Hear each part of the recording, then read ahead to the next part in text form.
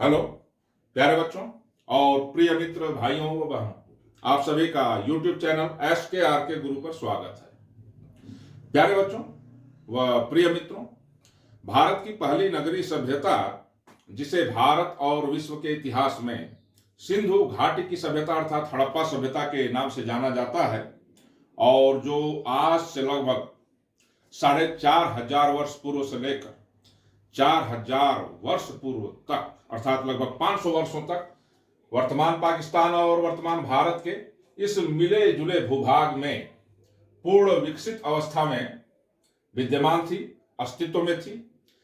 इस नगरीय सभ्यता के लोगों का सामाजिक जीवन, उनका आर्थिक जीवन और उनके जीवन में शिल्प तथा उद्योग जैसी मानवीय क्रियाओं का स्तर क्या था, आज मैं इन्हीं बिंदुओं पर इस वीडियो में चर्चा करूंगा। और इस कड़ी में मैं आप सभी को सिंधु सभ्यता नगर वासियों के सामाजिक जीवन की ओर ले जाना चाहूंगा। मैं बताना चाहूंगा कि भारत की इस पहली नगरीय सभ्यता के लोगों का आम जीवन, सामान्य जीवन सुख और सुविधाओं से युक्त था, क्योंकि भारत की इस पहली नगरीय सभ्यता में कृषि, शिल्प, व्यवसाय, व्यापार और वाणिज्य ने मुख्य स्थान बना लिया था। यही वजह है कि इनका जीवन सुख और सुविधाओं से युक्त था। जहां तक समाज की इकाई की बात की जाए तो कहा जा सकता है कि परिवार ही समाज की इकाई थी, क्योंकि इस नगरीय सभ्यता के विभिन्न स्थलों की खुदाई में पूर्वी टीले के नीचे जो भवनों के अवशेष मिले हैं, घरों के जो अवशेष मिले हैं, वो उन घरों में परिवारों के रहने के संकेत देते हैं। अब इस नगरीय सभ्यता के परिवार और समाज में स्त्री और पुरुष के स्थान की बात की जाए तो कहा जा सकता है कि इस नगरीय सभ्यता के परिवारों और समाज में नारी का प्रमुख स्थान था, या कहा जा सकता है कि परिवार और समाज जो है मातृसत्तात्मक था, क्योंकि इस नगरीय सभ्यता के विभिन्न स्थलों की खुदाई में पत्थर, मिट्टी और धातुओं से बनी जो तमाम मानव मूर्तियां मिली हैं, उनमें अधिकांश नारी मूर्तियां हैं। तो बहुसंख्यक में नारी मूर्तियों के पाए जाने के आधार पर इतिहासविदों, पुरातत्वविदों का अनुमान है कि भारत की इस पहली नगरीय सभ्यता का जो समाज और परिवार था वह मातृसत्तात्मक था, अर्थात परिवार और समाज में नारी का स्थान मुख्य था। अब हम आपको इस नगरीय सभ्यता के समाज में वर्ग संरचना की ओर ले जाना चाहूंगा। कहा जा सकता है कि इस नगरीय सभ्यता के सामाजिक जीवन में मुख्यतः 4 वर्ग थे। एक विद्वानों का वर्ग, दूसरा योद्धाओं का वर्ग, तीसरा व्यापारियों का वर्ग और चौथा शिल्पकारों, कृषकों और श्रमिकों का वर्ग था।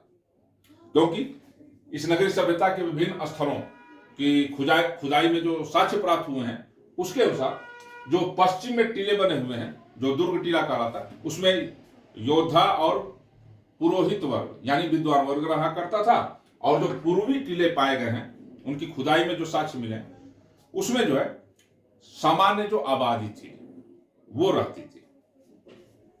अब इस नगरीय सभ्यता के लोगों के जीवन में जरा हम दास प्रथा की बात करें तो मैं आपको बता दूं कि भारत की इस पहली नगरीय सभ्यता में कहीं से भी दास प्रथा का साक्ष्य या प्रमाण नहीं मिलता है, जबकि इस भारत की पहली नगरीय सभ्यता की समकालीन मिस्र और मेसोपोटामिया की सभ्यता में दास प्रथा के साक्ष्य अर्थात सबूत मिलते हैं। अब हम आपको इस नगरीय सभ्यता के लोगों के खान पान और पहनावे की बात करूंगा। सामान्यतः भारत की इस पहली नगरीय सभ्यता के लोगों के जीवन में खान पान का जो स्तर था वह शाकाहारी और मांसाहारी दोनों तरह का था। यानी लोग शाकाहारी और मांसाहारी दोनों तरह के थे। इस नगरीय सभ्यता के लोगों के सामान्य पहनावे यानी वस्त्र आदि की बात की जाए तो कहा जा सकता है कि इस नगरीय सभ्यता के लोग मुख्यतः धोती और शाल पहनते थे, उसका उपयोग करते थे, क्योंकि इस नगरीय सभ्यता के विभिन्न स्थलों की खुदाई में जो तमाम मानव मूर्तियां मिली हैं, उन मानव मूर्तियों के बनाने में जो वस्त्र दर्शाए गए हैं पुरुष और नारी मूर्तियों पर, वो मुख्यतः धोती और शाल है। कुछ नारी मूर्तियों पर कमर से लेकर घुटने तक एक विशेष परिधान दिखाई देता है, जबकि घुटने से नीचे तक का जो अंग है वह खुला है पाया गया है। तो कुल मिला के कहा जा सकता है कि ये लोग वस्त्र धोती और शाल मुख्यतः जो है अपनाए हुए थे, पहनते थे। सौंदर्य प्रसाधन की बात की जाए तो कहा जा सकता है कि इनके जीवन में सौंदर्य प्रसाधन के जितने भी तत्व हैं वो सब विद्यमान थे। पाउडर और सिंदूर, आभूषण इत्यादि ये अपने को सजाने संवारने में प्रयोग करते थे। चन्हूदड़ो मैं आपको बता दूं, ये देखिए, ये चन्हूदड़ो है। यहां से लिपस्टिक का उपयोग किए जाने, स्त्रियों द्वारा लिपस्टिक का उपयोग किए जाने के साक्ष्य प्राप्त हुए हैं। हड़प्पा और मोहनजोदड़ो में तमाम सौंदर्य प्रसाधन की सामग्रियां पाई गई हैं। पाउडर, श्रृंगारदान, शीशे, कंघी इत्यादि पाए गए हैं। अब हम आपको इनके जीवन में आमोद प्रमोद का क्या स्थान था उसकी ओर ले जाना चाहूंगा। तो मैं आपको बताना चाहूंगा कि भारत की इस पहली नगरीय सभ्यता के लोग पासे का खेल खेलते थे, क्योंकि हड़प्पा और मोहनजोदड़ो इन दो स्थलों की खुदाई में पत्थर, कांचली मिट्टी के बने हुए पासे मिले हुए हैं, जिससे अनुमान लगाया जाता है कि ये लोग पासा खेलते थे। और मैं आपको बता दूं कि यह जो गुजरात में ये लोथल है, आप देख सकते हैं, ये लोथल जो कि एक बंदरगाह नगर भी था, इसकी खुदाई में मिट्टी और ईंट पर बने हुए कुछ बोर्ड मिले हुए हैं और मिट्टी की गोटियां भी मिली हैं। तो इससे अनुमान लगाया जाता है कि ये लोग शतरंज जैसे खेल भी अपनाए हुए थे, अर्थात ये शतरंज भी खेलते थे। और कहा जा सकता है कि शतरंज का आरंभ पूरे विश्व में भारत में ही हुआ था। अब हम आपको इनके जीवन में थोड़ा सा मनोरंजन की ओर आपको ले जाना चाहूंगा। तो मैं आपको बता देना चाहूंगा कि भारत की इस पहली नगरीय सभ्यता में लोग मनोरंजन के साधनों के रूप में नृत्य आदि को भी अपनाए हुए थे, क्योंकि भारत की इस पहली नगरीय सभ्यता के विभिन्न स्थलों, खास तौर से हड़प्पा और मोहनजोदड़ो जैसे स्थलों की खुदाई में नर्तकियों की मूर्ति यानी डांसर्स की मूर्तियां भी पाई गई हैं। तो इससे अनुमान लगाया जाता है कि इस नगरीय सभ्यता के लोगों के जीवन में नृत्य जो है मनोरंजन का एक महत्वपूर्ण हिस्सा था। अब हम शिकार की बात करें तो इस नगरीय सभ्यता के लोग मछली का शिकार करते थे, क्योंकि कुछ स्थानों से मछली फंसाने के कांटे भी पुरातत्वविदों को मिले हैं। तमाम जो मुद्राएं या मोहरें मिली हैं, सील्स, उन पर जो है हिरण का शिकार करते हुए मनुष्य को चित्रित किया गया है। और तमाम स्थलों से की खुदाई में अस्त्र और शस्त्र भी पाए गए हैं, और जिसके आधार पर अनुमान लगाया जाता है कि इस नगरीय सभ्यता के लोग जो है अस्त्र और शस्त्रों का भी अभ्यास किया करते थे। तो कुल मिला जुला के इस नगरीय सभ्यता के लोगों का जो सामाजिक जीवन था, अगर आज के आधुनिक सामाजिक जीवन से तुलना की जाए और तो कहा जा सकता है कि आज से 4,500 वर्ष पूर्व भारत की इस पहली नगरीय सभ्यता के सामाजिक जीवन में जो तत्व थे, वह जो है एक नगरीय सभ्यता, एक शहरी सभ्यता में पाए जाने वाले जो न्यूनतम तत्व होते हैं, वो लगभग सभी विद्यमान थे। अब हम आपको इनके आर्थिक जीवन की ओर ले जाना चाहूंगा। वास्तव में भारत की इस पहली नगरीय सभ्यता के जीवन में कृषि का मुख्य स्थान था, या कह सकते हैं कि कृषि यानी खेतीबाड़ी मुख्य उद्यम था। यद्यपि खेतीबाड़ी के अलावा तमाम शिल्प उद्योग भी फले फूले थे इसमें, लेकिन कृषि मुख्य उद्यम हुआ करता था। और इस नगरीय सभ्यता के विभिन्न स्थलों की खुदाई में जो कृषि किए जाने के साक्ष्य मिले हैं, उसके अनुसार ये लोग मुख्य रूप से गेहूं और जौ उगाते थे। कुछ स्थानों से धान की खेती किए जाने के भी साक्ष्य मिलते हैं, जैसे ये गुजरात में ये लोथल और ये रंगपुर, आप देख सकते हैं रंगपुर और लोथल, यहां से धान की भूसी भी पाई गई है।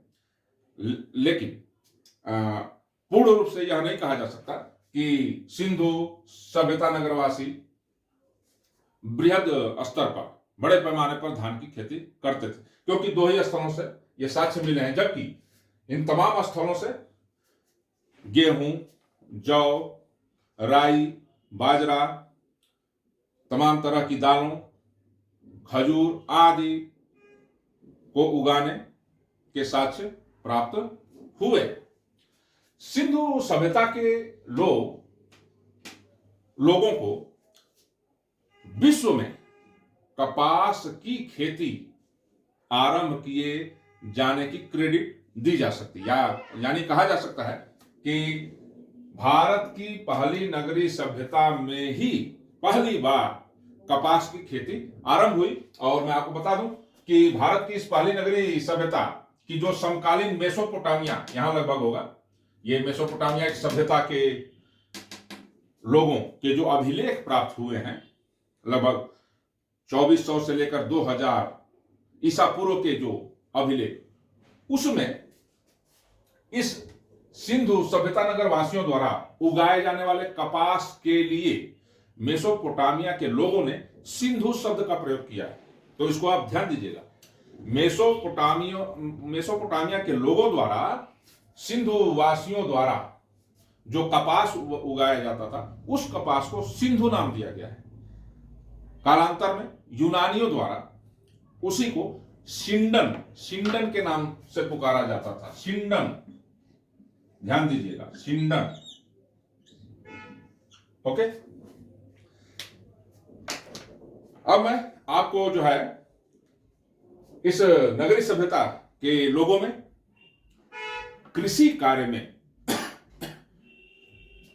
हल का प्रयोग किए जाने की दिशा में ले जाना चाहूंगा। तो मैं आपको बता दूं कि भारत की यह जो पहली नगरीय सभ्यता है, एक तो यह तमाम नदी घाटियों के आसपास विकसित हुई थी, जहां की बाढ़ जनित नरम और नमी युक्त उपजाऊ भूमि में आसानी से पत्थर और कांसे से निर्मित उपकरणों की सहायता से खुदाई का काम करके बीजों की बुआई की जाती थी, यानी खेती का कार्य किया जाता था। लेकिन भारत की इस पहली नगरीय सभ्यता के जीवन में, जिसमें कृषि एक मुख्य उद्यम था, यहां के लोग खेतों की जुताई भी करते थे। जैसे आप ये देख सकते हैं, ये राजस्थान में कालीबंगन में नगर टीले के एक ओर हल के द्वारा खेत की जुताई किए जाने के साक्ष्य प्राप्त हुए हैं, और यहीं पर एक ही खेत में एक ही साथ दो फसलों की खेती किए जाने के भी साक्ष्य प्राप्त हुए हैं। इस सभ्यता के लोग खेतों की जुताई करते थे। इसका एक जो पुख्ता प्रमाण प्राप्त हुआ है, वो मोहनजोदड़ो और बनावली हरियाणा में। मोहनजोदड़ो से एक मिट्टी से निर्मित हल की आकृति प्राप्त हुई है, जबकि हरियाणा में यह जो बनावली है, बनावली से मिट्टी की बनी हुई एक हल की पूर्ण आकृति प्राप्त हुई है। तो इस आधार पर कहा जा सकता है कि इस नगरीय सभ्यता के लोगों के कृषि कार्य में खेतों की जुताई हल के द्वारा अवश्य की जाती थी। अब मैं आपको थोड़ा सा इस सभ्यता के लोगों में इनके द्वारा उगाए जाने वाले अनाज की कुटाई और पिसाई की बात करूं तो ये लोग जो अनाज उगाते थे उसका किस तरह से इस्तेमाल करते थे। मुख्य रूप से जो जौ और गेहूं उगाया जाता था, उसकी लगभग सभी घरों में लोग सील और बट्टे, वो पहले तो ओखली में उसकी कुटाई करते थे और सील और बट्टे की सहायता से उसकी पिसाई करते थे। लेकिन गुजरात में यह जो लोथल नामक स्थान है, यहां से चक्की के 2 पार्ट प्राप्त हुए हैं और जो ऊपरी पार्ट है उसमें छिद्र बना हुआ है जहां से अनाज को चक्की में डाला जाता था। तो कुल लेके कहा जा सकता है कि इस नगरीय सभ्यता के विभिन्न स्थलों की जो नगर बस्ती थी उसके तमाम घरों में, लगभग सभी घरों में सील और बट्टे पाए गए।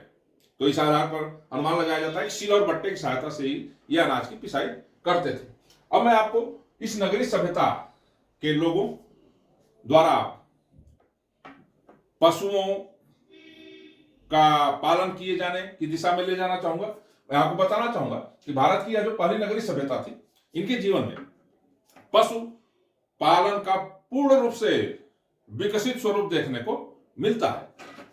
ये लोग अपने जीवन में भैंस, बकरी, भेड़ जैसे तमाम जानवरों, कुत्ता आदि को ये पालते थे, क्योंकि इस सभ्यता के विभिन्न स्थलों की खुदाई में जो बर्तन, मिट्टी के बने हुए जो बर्तन मिले हुए हैं, उनके टूटे फूटे टुकड़े और जो मूर्तियां मिली हैं, उनमें तमाम पशुओं की चित्रकारी की गई है और बहुत अधिक संख्या में पशुओं की मिट्टी की बनी हुई मूर्तियां भी मिली है। तो कहा जा सकता है कि इस जीवन के लोग जो है इस नगरीय सभ्यता के लोगों में पशुपालन पूर्ण रूप से विकसित था। ये हाथी, बाघ और हिरन, मोर, गौरैया, मुर्गा आदि से परिचित थे। ये मुर्गा का भी पालन करते थे। लेकिन इस भारत की नगरीय सभ्यता में ऊंट और घोड़े के साक्ष्य बहुत कम मिलते हैं। जैसा कि बताया जाता है कि आर्य लोग घोड़े से परिचित थे, सिंधुवासी नहीं परिचित थे।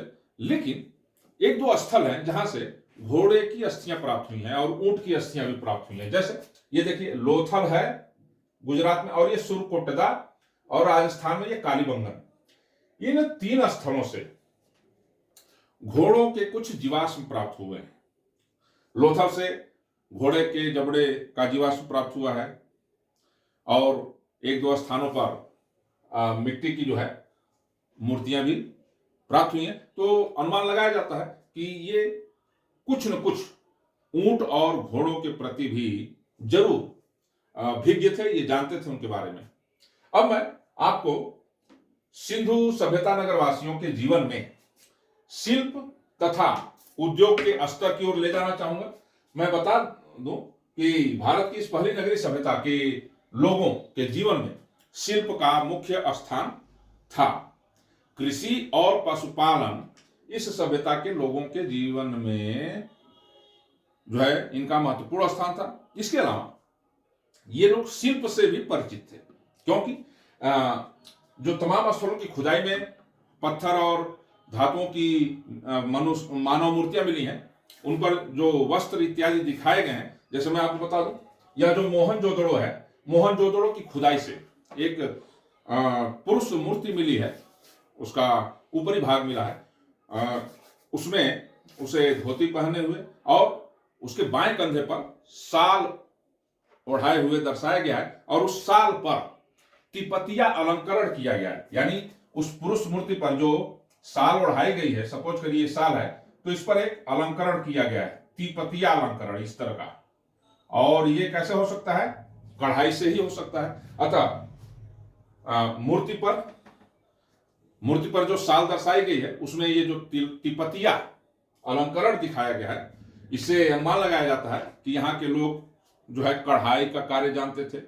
यहाँ के लोग वस्त्र के रूप में सूती और ऊनी कपड़े पहनते थे, और वो भी सिले हुए, अर्थात विभिन्न स्थलों की खुदाई में तकली और सुई के भी प्रमाण मिले हैं। अर्थात कहा जा सकता है कि इनको सिलाई, बुनाई और कढ़ाई का ज्ञान था।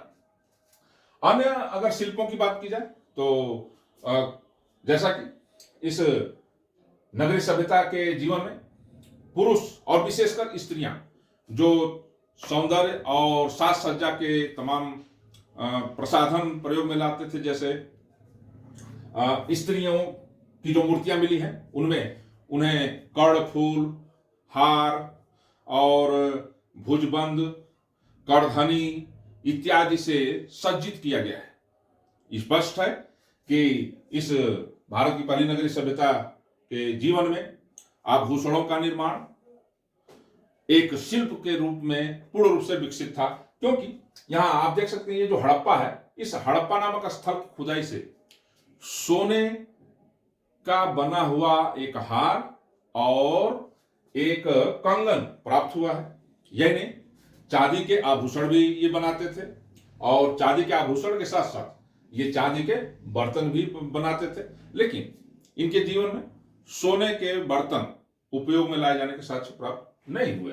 हाँ, अगर हम अन्य श्रृंगार और साज सज्जा के साधनों की बात करें तो ये जो है सीप, शंख और कुछ बहुमूल्य पत्थरों का उपयोग मनकों को बनाने में, यानी गुरियों की माला बनाने में प्रयोग करते थे। आप ये देख सकते हैं, ये जो चन्हूदड़ो है सिंध प्रांत में, वर्तमान पाकिस्तान के सिंध प्रांत में ये जो चन्हूदड़ो है सिंधु घाटी के बाएं तट पर, और भारत के गुजरात में ये जो लोथल है, ये देखिए कच्छ की खाड़ी के से लगा हुआ लोथल और चन्हूदड़ो में जो है मनके बनाए जाने की फैक्ट्रियां पाई गई हैं। यानी खुदाई में कुछ ऐसा साक्ष्य प्राप्त हुआ है जहां से बहुत अधिक मात्रा में जो है बहुमूल्य पत्थरों और सीप और तमाम अन्य रत्नों से मनके बनाए जाने का साक्ष्य प्राप्त होता। आप यहां देखिए, यह बालाकोट है, ये बालाकोट, यहां से सीप की मालाएं या सीप के मनके बनाए जाने के साक्ष्य प्राप्त हुए हैं, क्योंकि बालाकोट की खुदाई में बहुत अधिक मात्रा में सीप से निर्मित मनके प्राप्त हुए। अब मैं आपको इस सभ्यता के लोगों द्वारा धातु से जो तमाम वस्तुएं बनाई जाती थी वह किस तरह से संभव थी। बिना धातु कर्म की जानकारी के ऐसा संभव नहीं। तो मैं आपको बता देना चाहूंगा कि इस सभ्यता के लोगों के जीवन में धातु कर्म पूर्ण रूप से विकसित हो गया था। यानी धातुओं को गलाने, उन्हें पीटने और उन पर पानी चढ़ाने की कला से ये लोग जो है परिचित थे।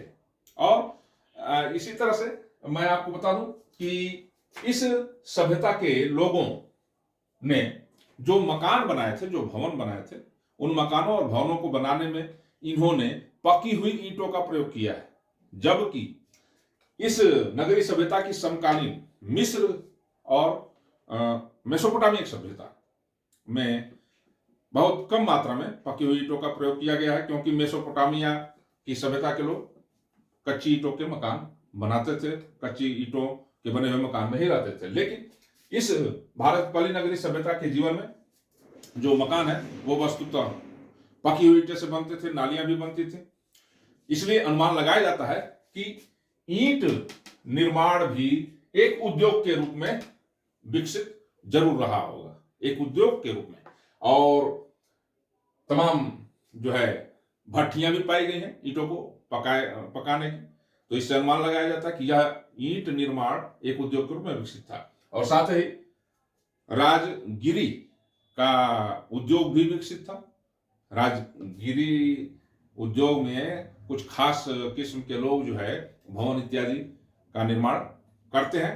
और उद्योग की दिशा में बात की जाए तो हम कहा जा सकता है कि इस नगरीय सभ्यता के लोगों में कुम्हार जो है चाक पर मिट्टी के बर्तनों का निर्माण करते थे।